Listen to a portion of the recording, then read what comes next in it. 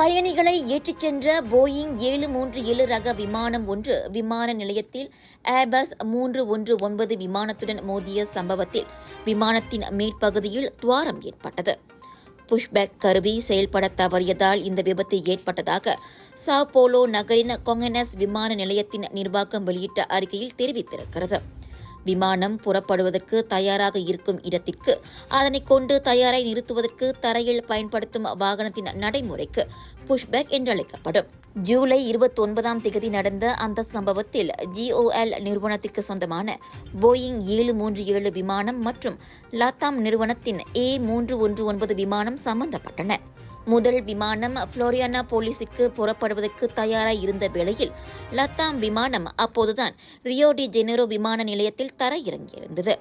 அந்த சம்பவம் நடந்தபோது அந்த 2 விமானங்களிலும் பயணிகள் இருந்தனர். பயணிகள் அனைவரும் பாதுகாப்புடன் தரையிறங்கியதாக GOL விமானத்தின் பேச்சாளர் தெரிவித்திருக்கிறார். அவர்கள் அனைவரும் மற்றொரு விமானத்தில் தங்களது பயணத்தை தொடர்ந்தனர். இதனிடையே சேதத்துக்குள்ளான விமானம் பழுது பார்க்கப்படுவதாகவும் இச்சம்பவம் குறித்த விசாரணை நடத்தப்படுவதாகவும் அறிவிக்கப்பட்டிருக்கிறது.